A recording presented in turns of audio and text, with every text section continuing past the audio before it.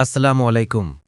रात का समय, मस्जिद नबवी की रोशन मीनारें, आसमान में हल्के रंग, सामने संगमरमर का फर्श। कहानी की शुरुआत धीमी और सुकून भरी आवाज में। अल्लाह की रहमत से भरी वो शाम थी। मदीना का आसमान अपनी खूबसूरती दिखा रहा था, जैसे अल्लाह ने अपने नूर से उसे सजाया हो। सूरज डूब चुका था और आसमान में नीले और बैंगनी रंग आपस में ऐसे मिल रहे थे जैसे जन्नत की कोई तस्वीर बन गई हो।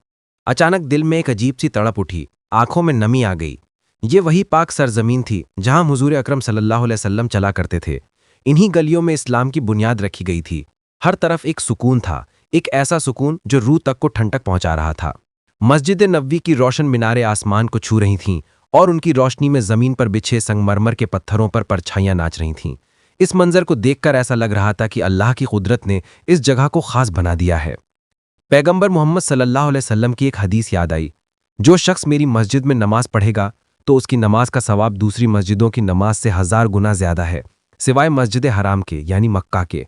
सही मुस्लिम। हर तरफ एक सुकून और इत्मीनान था। लोग धीरे धीरे मस्जिद की तरफ बढ़ रहे थे। उनके चेहरे पर अल्लाह की इबादत का नूर था।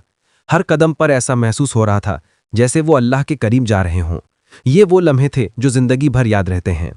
ये सिर्फ एक मौसम या मंजर नहीं था, बल्कि एक रूहानी एहसास था। ये शाम हमें याद दिलाती है कि दुनिया की खूबसूरती और सुकून अल्लाह की इबादत में ही है।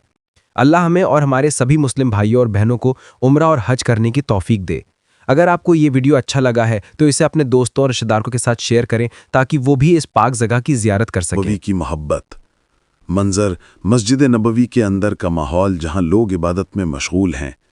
इस्लाम के दूसरे खलीफा हज़रत उमर इब्न अल-खत्ताब रज़ी अल्लाह अन्हु, जो अपनी सख्ती और इंसाफ के लिए जाने जाते थे, एक दिन बहुत परेशान थे। मस्जिद नबवी की पुरानी दीवारें कमज़ोर हो चुकी थीं और उसे बढ़ाने की ज़रूरत थी। हज़रत उमर ने सहाबा से मशवरा मांगा। कुछ ने कहा कि मस्जिद को आलीशान बनाया जाए, लेकिन हज़रत उमर की आंखों में नमी थी। उनका दिल कह रहा था कि इस मस्जिद की रूह को नहीं बदलना चाहिए।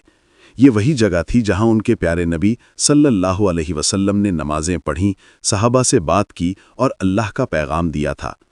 इसी वक्त हज़रत उमर को रसूल अल्लाह सल्लल्लाहु अलैहि वसल्लम की एक हदीस याद आई।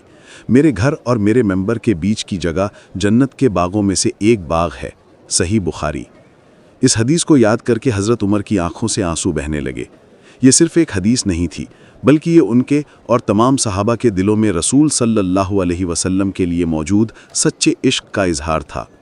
ये इश्क उन्हें इस बात पर मजबूर कर रहा था कि वो इस जगह को उसी तरह रखें जैसे उनके प्यारे नबी सल्लल्लाहु अलैहि वसल्लम ने उसे बनाया था।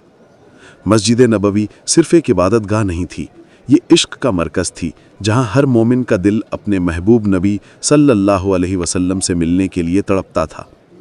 पैगंबर सल्लल्लाहु अलैहि वसल्लम ने मस्जिद नबवी के फ़ज़ाइल के बारे में बताया, मेरी इस मस्जिद में पढ़ी गई एक नमाज दूसरी मस्जिदों में पढ़ी 1000 नमाजों से बेहतर है, सिवाय मस्जिद हराम यानी मक्का के। सही मुस्लिम।